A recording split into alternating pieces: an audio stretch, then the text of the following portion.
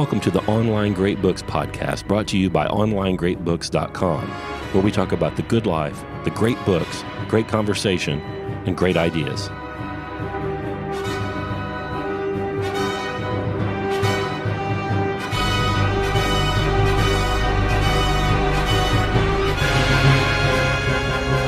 Welcome back to the Online Great Books Podcast. Today we're sharing an interview that our reader-in-chief, Mr. Scott Hambrick, did with our friends over at the Agora Podcast Network, the Canon Ball Podcast.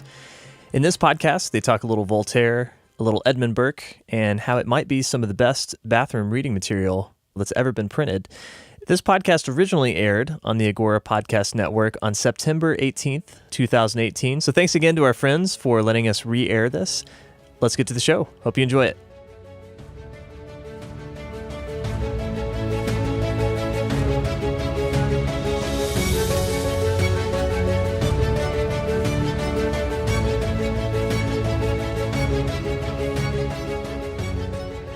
Right. Hello, everyone. This is Daniel from the Canon Ball here with we have a special treat for y'all. This is kind of a bonus addition to some of the usual output that we do, and we're really thrilled about it. This is for, of course, the Agora Network. We have sponsorships, and we've had a really special in the last few months. If you've been listening to the show, of course, we have been talking about the Online Great Books program. And so I'm really very thrilled to be able to share with y'all one of the leading lights of Online Great Books is here to talk to yours truly. Claude actually had to sit this one out due to some technical /baby/ who knows what kind of issues, but I think mostly technical. So it's just going to be me and Scott here talking, but we have a really cool show lined up for y'all because I think really because Online Great Books lines up so well with what we do on the Canon Ball that we just had to have like an actual kind of, a sit-down chat about some great books with someone from Online Great Books. So Scott Hambrick is here. And Scott, if you could please tell the listeners a little bit about yourself and a little bit about what Online Great Books is about. Well, you've already said my name. I'm Scott Hambrick, and I own OnlineGreatBooks.com. I've spent a lot of time as a small business person and doing business to business, kind of small business, and kind of semi-retired from that now. And I've always been interested in the great books and run a great books group out of my home for years. And a friend of mine, Brett McKay, who owns and runs The Art of Manliness, he's in my home group, and he's like, Hambrick, you've got to get this out so more people can do it. We need to get this, in some sort of online environment. So I did. We have hundreds of people reading, books from the classical Greek era right now. They've signed up. We send them their books directly to their home. We send them reading reminders, text message reading reminders. We try to help people create a habit of reading the good stuff for 3 hours a week. And then we, in the Great Books tradition, we have a 2-hour Socratic seminar that one of our seminar hosts leads, and we have just normal people. We've got everybody from surgeons to the towel boy at the car wash, literally, that are discussing the Iliad and Plato's Protagoras and books of the Western canon. And our list is a whole lot like Bloom's list. They got they overlap 90%. So we're reading a lot of the books you guys are reading, and. Man, it's just, I've had people email me and say, thank you so much. I can't believe it. I just finished the Iliad, and it's the first book I've ever read. Yeah. So we're really getting regular people to read these things that I think that everybody should know, should own in their head. Absolutely. I mean, I think that's one of the great. Overlaps between our two projects. Yours, of course, is much more organized and noble and getting it out there than ours. But I think that idea that these are works that belong to everyone, and so it's important for people to avail themselves of them. I think what's really cool about what y'all do is providing that sort of not only like providing the the selected editions that you actually, so as part of your subscription, not only do you get the reminders and the Socratic dialogue stuff, you actually get the actual books, sent to you. Yeah. And that kind of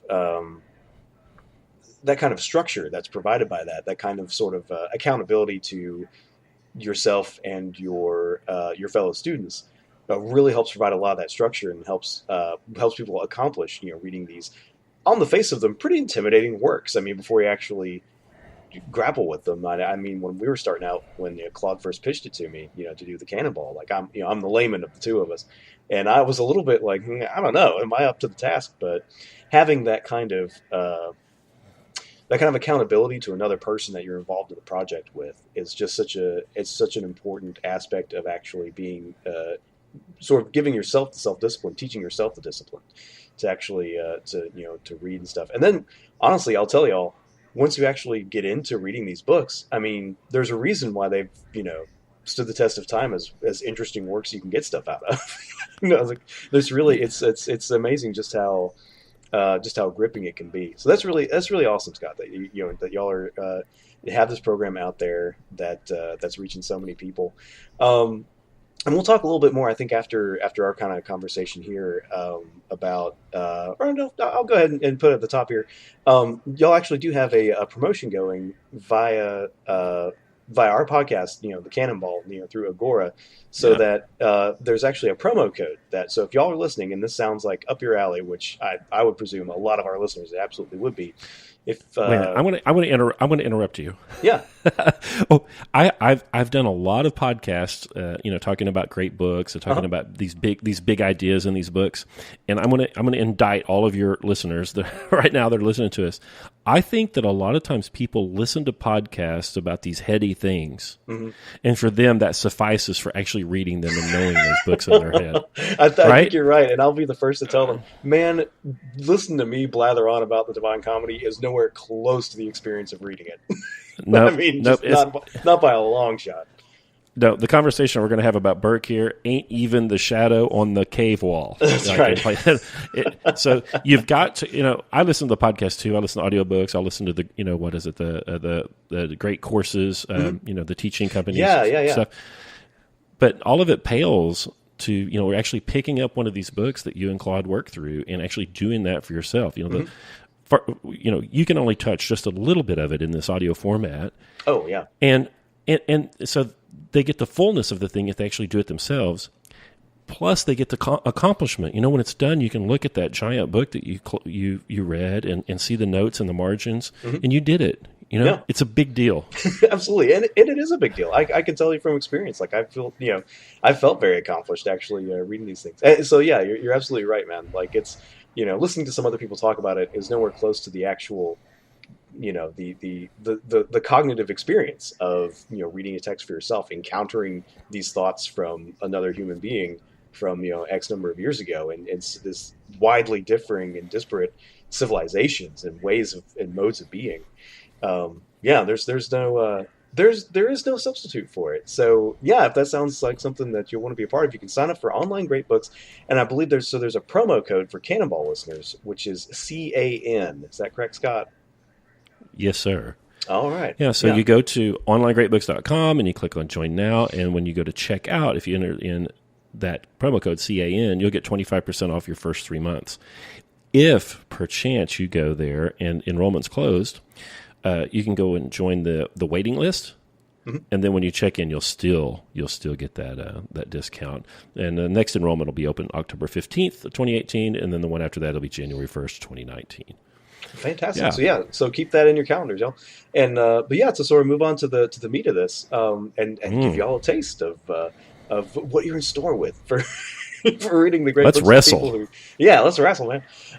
So we picked out a couple of texts which actually I think when the idea was first floated, Scott, you suggested that you wanted to talk about Edmund Burke and the reflections on the French Revolution, kind of his most famous work, the one that tends to be most cited to the present day.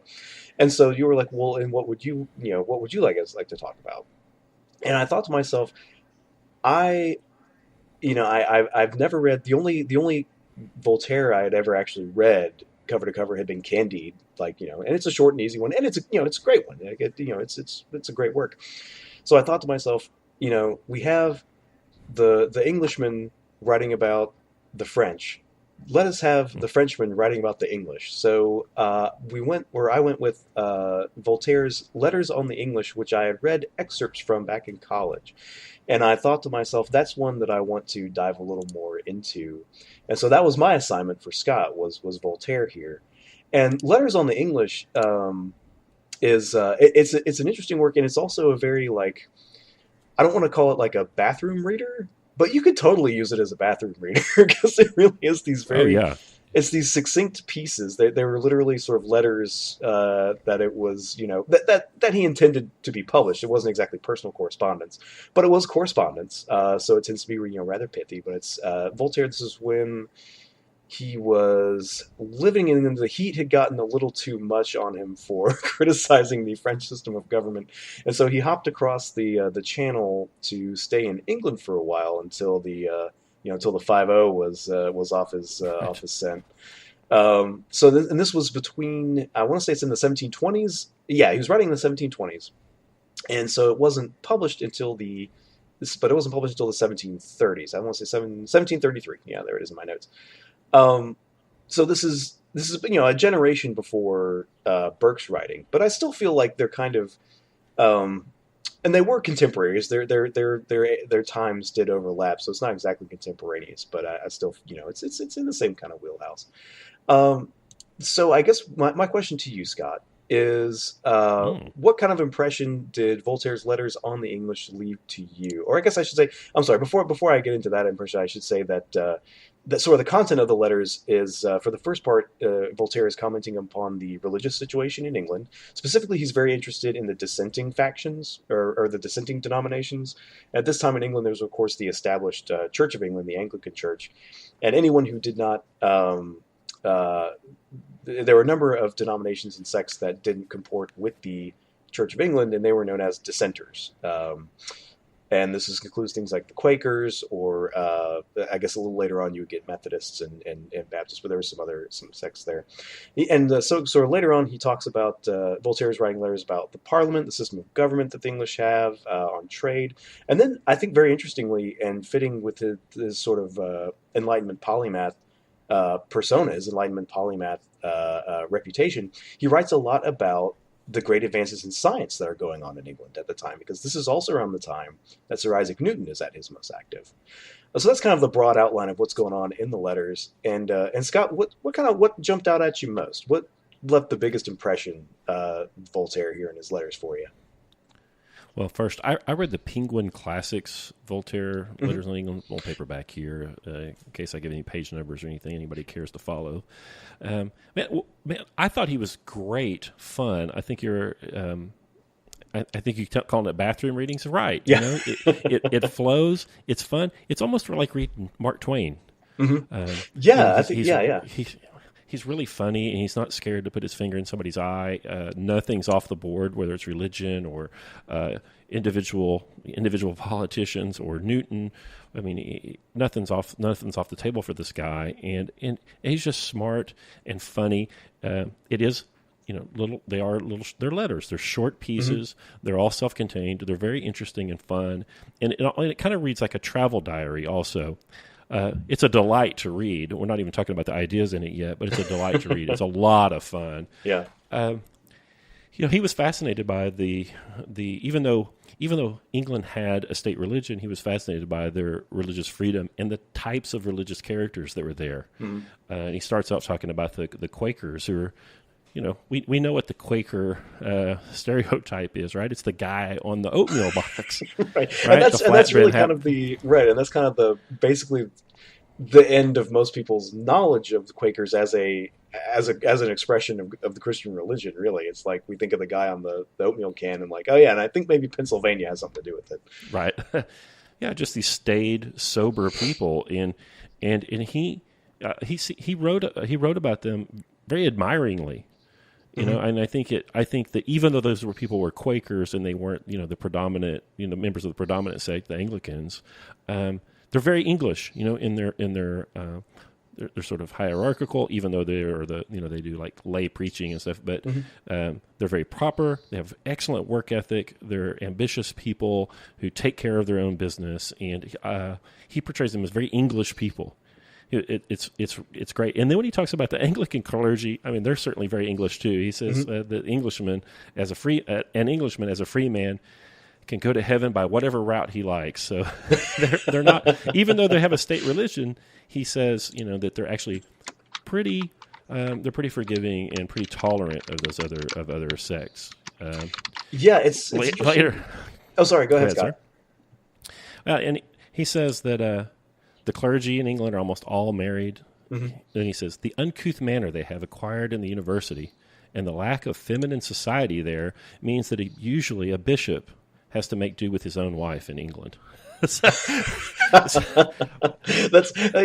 one thing I really love about Voltaire is especially in this Letters on the English, because of course his audience is back at home, right? He's writing these for a French audience, and so he's like, oh, it's almost like the kind of it's like that other kind of Enlightenment trope of the noble savage, where the writer picks a presumed to be more primitive society than his own in order to exemplify them, to point out all the hypocrisies and corruption of his own society. I think Rousseau among the French was kind of the most leaned on that the most. And I think it was kind of funny that Voltaire sort of used the English as his noble savages in that kind of That's rhetorical that rhetorical space, I think Burke would take exception there. Well, yes, of course. and as we all should. The whole stereotypical idea of the noble savage is one that we need to actually it's not that great. He's certainly looking at England as a laboratory for some ideas that the French could possibly learn from. In this letter on the Presbyterians, he says, if there were only one religion in England, there would be a danger of despotism. If there were two, they'd cut each other's throats. But there are 30, and they live in peace and happiness. And they're having big problems with corruption in the Catholic Church in France at this time. So he's really interested in how all of these weird sects, including Catholics, aren't warring in the streets all over the English Isle. And he manages to talk about it and still be fun, unlike Burke. There's nothing fun about Burke. No, Burke is dead serious all the time. Burke is the he's your crazy uncle. He's your crazy uncle. He's the guy who's always like stepped into the thread like, hey, too much fun going on here. All right, this is serious discussion time. What I thought was interesting with Voltaire, especially on religion, especially with the Quakers, is that you really get the sense, like, kind of the stereotype of Voltaire is that he was kind of unendingly hostile to organized religion, and that shows up a little bit in some of these letters and some asides here and there. But what I think, especially as talking to the Quakers, he seemed pretty fascinated with the idea of the like you mentioned, the lay preaching. Like there was a much more egalitarian sense, at least in worship, with the Quakers. Like you mentioned, like the Quakers themselves are still very tied up in the English class system. These were not your these weren't the levelers or the diggers of a century earlier, where there was some sort of radical experiments in England with a more sort of radical definition of egalitarianism. But they did take seriously this idea of egalitarianism within the body of the faithful. And I think that really struck a chord with Voltaire. Simply, and I think it highlights that Voltaire was more anti-clerical than anti-faith, we might say. Like he himself was, he was in that mold of he was kind of the prototypical Enlightenment deist. Like his conception of what the divine was that it was very removed from our day-to-day life, that there was basically like an Aristotelian prime mover was kind of as far as he was willing to go for saying this is what I think God might be. But I think that's what I found most interesting, and that's what kind of jumped out at me the most in at least that first part of the letters on the English, is how he seemed legitimately very interested in these people's self-conception and these people's ways of going about things in a way that the kind of I don't know, you might imagine a kind of snide and self-satisfied atheist today might not go about it. Right. But that really jumped out at me. Like I think it's I think Voltaire as a man is much more. He's much more upset with the abuses of a religious hierarchy than with the idea of religion itself. Yeah, when he goes to the Quaker meeting and he sees the lay preaching, they call themselves the Friends, and when he sees that, I can imagine that he's having these prototypical thoughts about the rights of men and this equality, that later crops up in their bloody violent revolution. Right. That Burke had some things to say about too. Yeah, but you can see the beginnings of it. And, man, and I think he's generous. He can be biting and ugly sometimes to his opponents, but he's not here. I think he has a love for the English, actually. Yeah, absolutely. And it really, I think it. I think one of the one ways it really shines through is in his really just truly. I don't know if this is the right word to use, but I was almost touched by how excited he was to report about Isaac Newton. Like, oh yeah, like it's really, you get this kind of secondhand excitement from him because he wrote this whole letter, the letter 15 on attraction. So he's talking about Isaac Newton's universal gravitation, his theory of universal gravitation or attraction, and just the way he talks about it, he has that same kind of like almost like schoolboy excitement about like the way that this is, like, oh wow, like Isaac really cracked into something here. And it's one of those things you can read that, like, history of science is something that I'm pretty interested in myself, that I've done. And again, of the many things I'm a layperson in, science is way up there. Like, I'm a humanities man through and through. Don't ask me to actually do any science, but I'm still interested in like the history of the sort of the philosophical bases and the ways in which the body of knowledge developed, right? And it can be hard to capture. It can be hard to access the kind of excitement that must have been going on in people's minds with each of these sort of great steps, like like Galileo reporting that there were satellites around Jupiter, or Einstein's theory of general relativity upending the Newtonian universe, etc.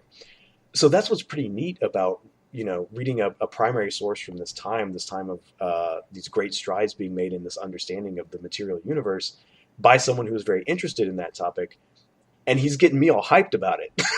Like, you read it, and like at least for me, it was like I started sort of getting that secondhand excitement that, like, wow, that must have, no wonder it it sort of like gave a window into that enlightenment, like the sort of enlightenment thinkers that really took it to the extreme with, like, okay, using reason, we can absolutely figure everything out. And of course, that's a project that's doomed to failure, but you can almost understand why they felt that way when you understand that, like, oh, wait a minute, there were guys that really were cracking the code on some stuff. Like, I would get caught up in the excitement too. Yeah, I don't think there'll ever be anything else happens like those discoveries that Newton made. I don't think that we can even. I mean, the internet ain't that. Landing on the moon isn't that. Landing on the moon was just the fulfillment of Newton. Really, it was just like taking what Newton did and running with it. I mean, since maybe some guy was able to start and control fire, it's probably the biggest deal. And Voltaire was there. Yeah. And he writes about that with all the excitement as somebody who might have actually got to go to the moon, maybe with, and he writes about Descartes and Newton, and he kind of compares and contrasts those people, and then later on he kind of he craps on the Royal Society, there are the Science Society in London that Newton was a member of, and Faraday and all these giants, because anybody could join. Yeah. And the French societies weren't like that. And he's both super excited about all of those innovations that are coming from Newton and minds like that, but at the same time, he doesn't really get it. Mm-hmm. He doesn't get that there's this lay scientific and technological movement in England that will change the world forever. Like, he's excited about the ideas, but he doesn't understand that this idea that the Quakers will have this lay-led preaching is actually the same as James Watt working on steam engines and Newton with, a candle and paper unlocking the secrets of the universe. It's a democratic project in England, and Voltaire's not quite ready for that yet, I don't think. He doesn't quite get it. Yeah, it's and whether that's a matter of like I'm not of much of a Voltairist to know, but I would be curious to know whether that could be more of a reflection of just the kind of the hard coded Frenchness. If you're raised in it, it's hard to look outside of it. Or was there some sort of was it in his system of thought that he developed, did that not have a place for that kind of more radically democratized notion of participation and participation isn't quite the word I'm looking for. It's just an entrepreneurial spirit in thought, in deed, in everything. Yeah. These British at this time are remarkable people. Not that the French weren't as well. But Voltaire clearly is, and some of the stinkers, Rousseau. But I think you're right. There's definitely there's an energy going on in England that of course, there are reams and reams to be written on, topics such as, say, the cause of the Industrial Revolution, which is in itself, if you're looking for the cause, you're already barking down the wrong path. But I think you're right, though, that there's something specific happening in the British Isles that is a kind of combination of these material and cultural and intellectual threats that Voltaire is, you're right, he's kind of plucking at, but he can't quite grasp the implications of it. I guess he won't live to see the full sort of that fully bear fruit in the terms of the kind of global hegemony that this island will achieve, for good or ill, for a lot of the places that felt the brunt of it. But still, it's a remarkable brew is happening there. Yeah, and I guess that makes a good segue into our English thinker that we're talking about, Edmund Burke. Crusty Uncle Edmund. Crusty Uncle Ed, man, who is there. He's also there in the cockpit. He's watching it happen, but he's also watching what's happening to Voltaire's France as the kinds of contradictions and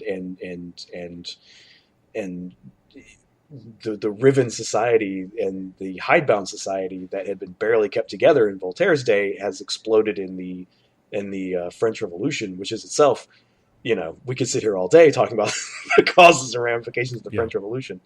But we're specifically going to be talking about what Edmund Burke saw in it. And it's a fascinating work that I'd never, I guess to sort of give kind of my personal history with this text.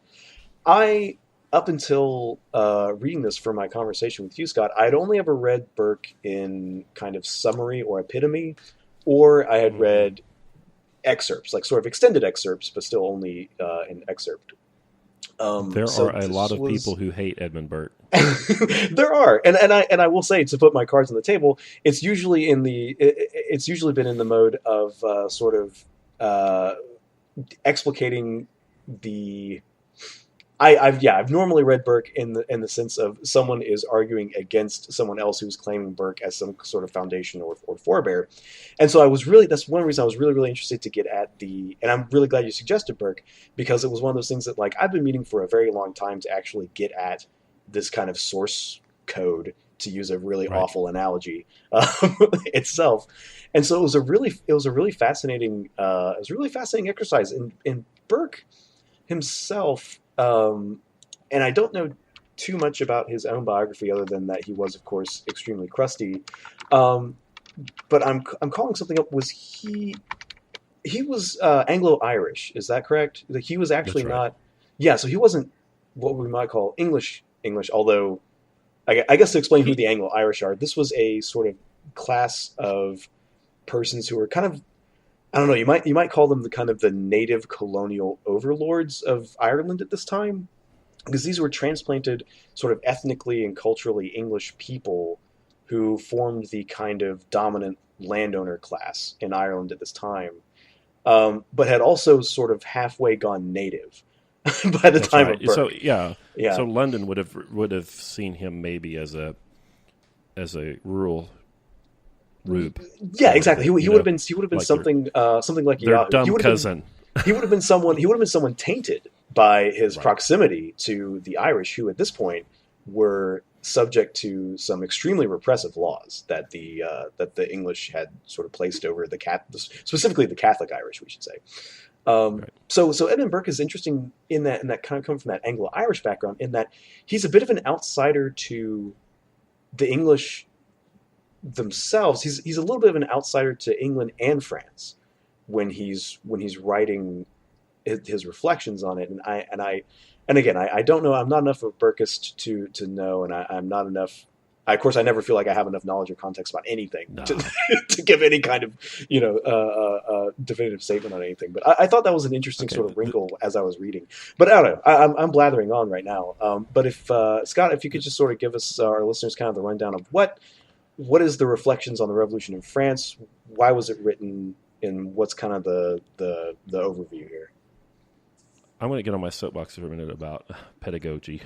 Oh, sure. Like you were talking about, you'd read, these secondary sources and these expositions of Burke and so on.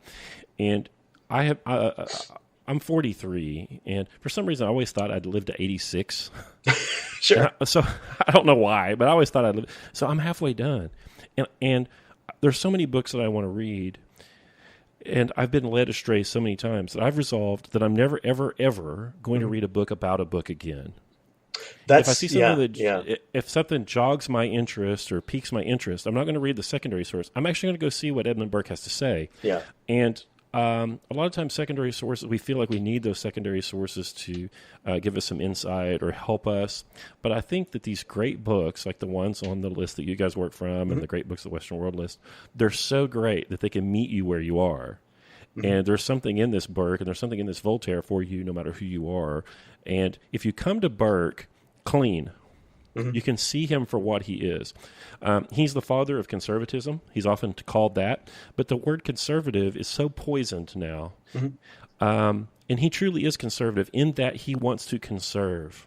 Right. I think that's you hit on something there, that we have these labels for certain we have labels that we apply to certain political tendencies and whatnot, and they are applied through a course of time. But that itself is really misleading a lot of the time, because the kinds of ideas that can be represented by this or that label, like there's a thread that can be followed, but also you would be doing yourself and others a massive disservice to assume that some sort of set of policy preferences or tendencies that have that label today match one-to-one what that label has always meant or what have you. And so that's.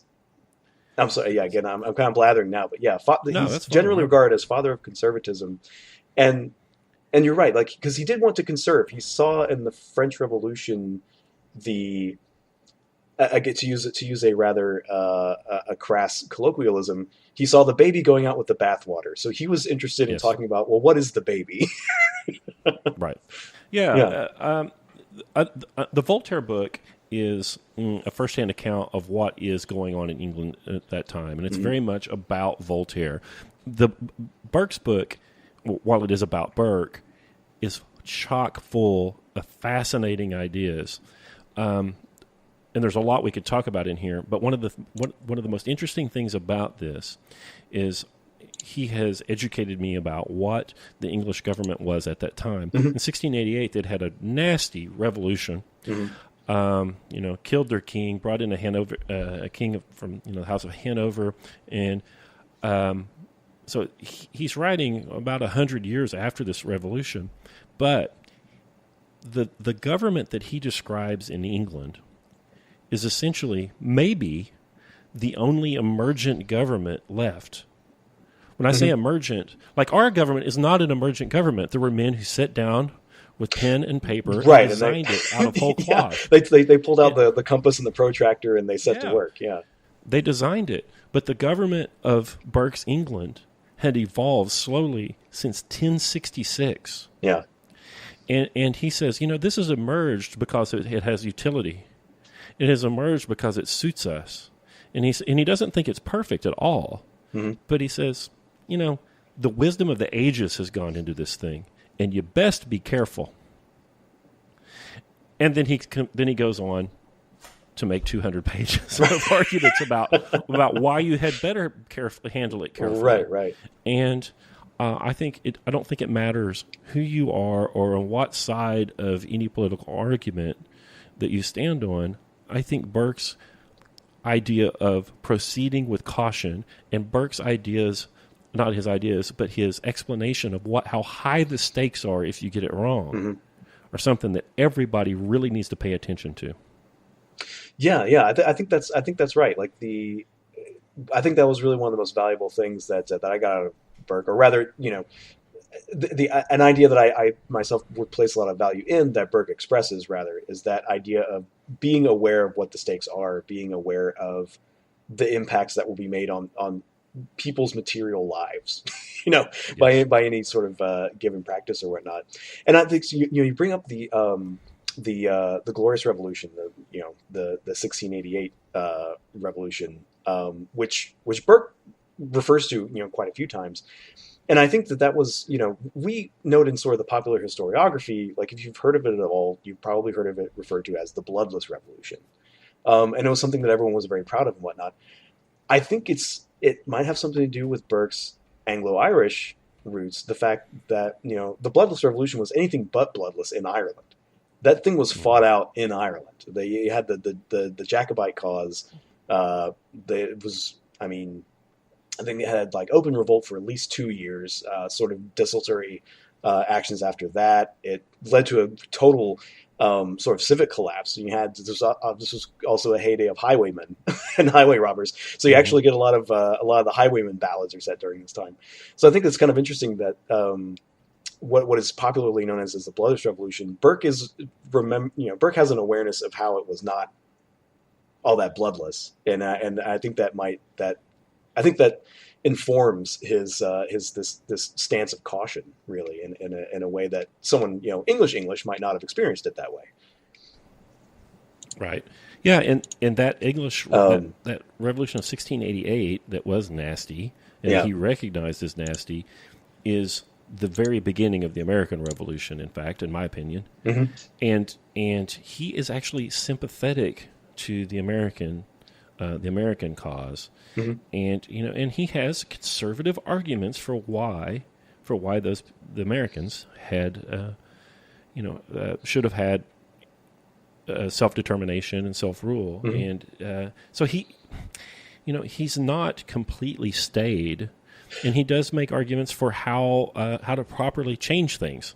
Right. He doesn't just want to pour everything in concrete, cast it in concrete, and we just live out our days with a stodgy government. But I think, when I read it, there are a lot of details that one could quibble with, but just his anti-utopian stance and his caution with change is, I don't know how anybody could disagree with that. Sure. I think and this kind of, again, sort of the interesting thing about Burke is or at least one thing that jumped out a little bit at me is a kind of more, he did have kind of more of a defense of what we might call, I don't know, and again, you correct me if I'm interpreting this incorrectly, or if you feel like I'm getting it wrong. It seems like, though, that he, much more than Voltaire say, even though Voltaire was suspicious of the more radical democratizing of Great Britain that he was seeing around that time. But Burke is he's very defensive of the kind of social hierarchy that which is one of the reasons why I think people are surprised that he supported the American independence movement, was because, at least in rhetoric, the sort of the independence movement, especially with its leading lights like, say, Thomas Paine, really promulgated a much more radical egalitarian vision, at least for a particular subset of the residents of the colonies. You're talking about property owning males, basically, but still, like, it was still for the time, a radically egalitarian sort of rhetoric going on, justifying a lot of this stuff that Burke himself, I think, is less bullish on than one might be expected for someone who would support the American War of Independence. So I don't know. What do you think about that reading, Scott? Like, because that's something that I took away from, but I think you've delved more deeply into Burke. You might have some perspective on that. That's true. He's a monarchist, and he's a British. He's an apologist for the British monarchy, and he makes a lot of arguments for why that's the case. It's not just patriotism and blindness that's put him there. But my favorite of these, and the one that was kind of the most compelling to me, is you get a class of people who have a very, very long-term interest in the proper stewardship of the country, and those are the nobles. They have They actually have a property right in it, and their progeny benefit if they do a good job. And so they're trained for it from day one. Now, I'm not that right, was but he says, that idea of that there is a class of people who are trained to be the sort of leaders of the realm. I guess to be the government. Yeah. They're trained to govern. Yeah, and he says it's the family business. And if they're and if they're not good at it, they don't get to keep the business. And they've gotten pretty good at it. I'm being flippant here, and he makes a much more eloquent argument than I do, of course. And then here's the kick-in one. This is the really good one. He says, "Do you really want to be governed by your peers?" So I'll ask you, podcast listeners. You've been to Walmart. Yeah, you've been to Walmart. You want to be governed by your peers? I mean, some days it's it seems like the only right way to do things, and then some days you're like, man, I'm glad there are some stopgaps between us and full on radical democracy. It's an internal struggle. I've been on Tumblr. Yeah. I've been on Tumblr. I don't want everybody to have a vote.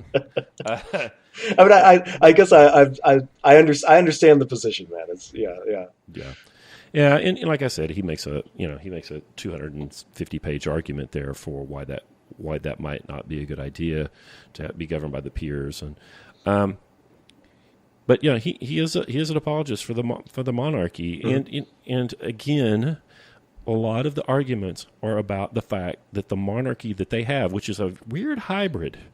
At that time, they have a parliament, and they control the money, and the king controls some administrative aspects. It's really this weird thing that's distinctly British, and it emerged over time through necessity.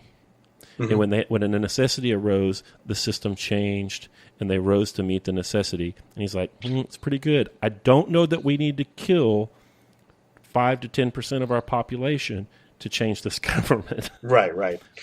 Yeah, I think Voltaire actually had a good line about it in the letters, where I'm paraphrasing because I can't find it right in my notes here, but he said something like, so that in England, like there is a monarch, he is fully empowered to do good, and he is restrained in his capability to do evil.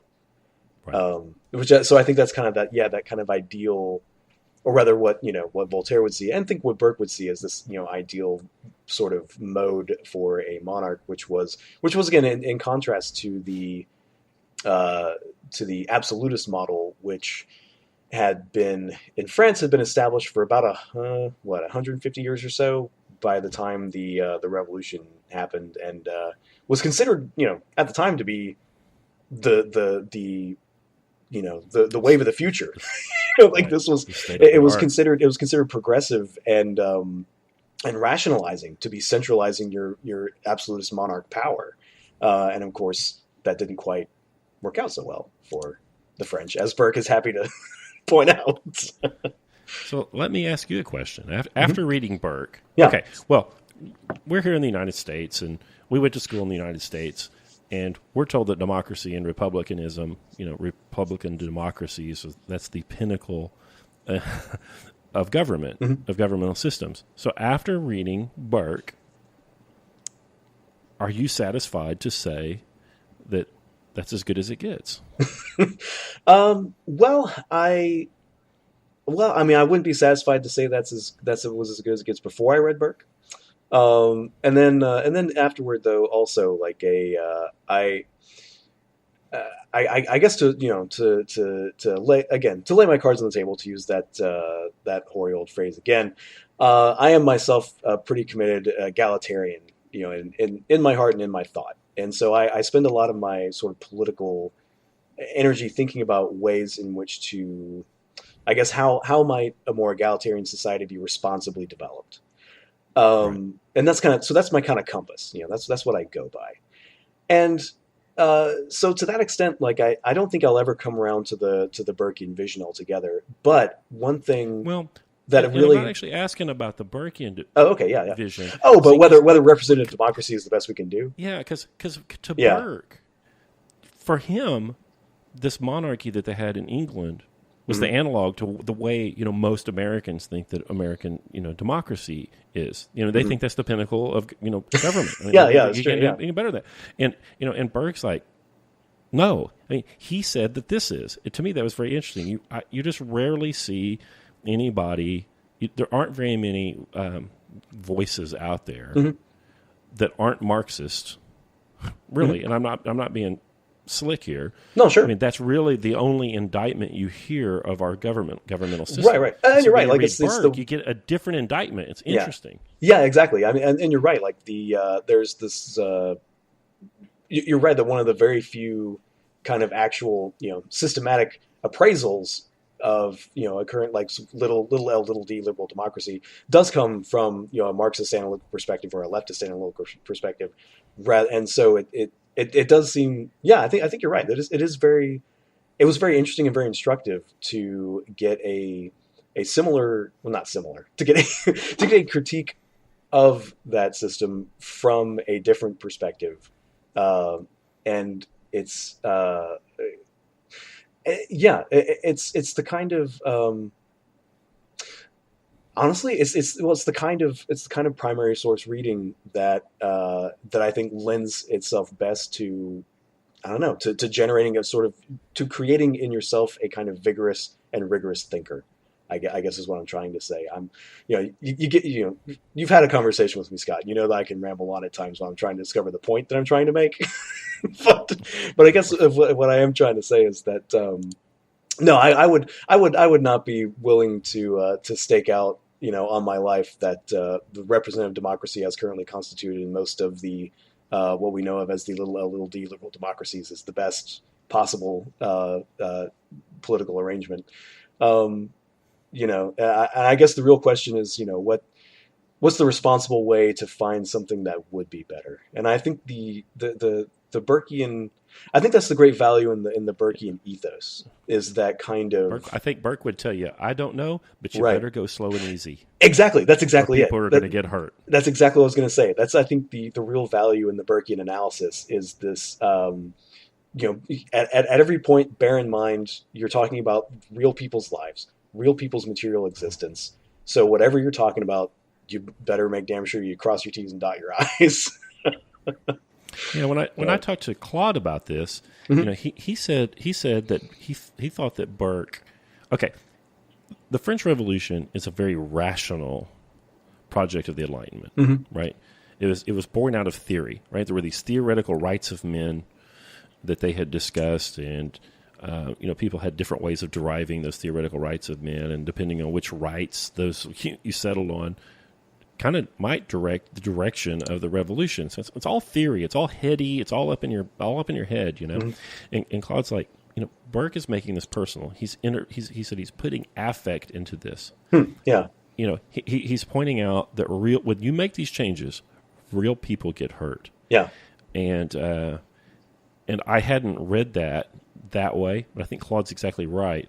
Yeah. And you wouldn't think on the face of it, especially with, how Burke is portrayed popularly, that he would be the face of this sort of, this sort of empathetic view. Yeah. But he is. Yeah. And Rousseau might not be. Right. Like, yeah, I think you're right that it's almost a kind of,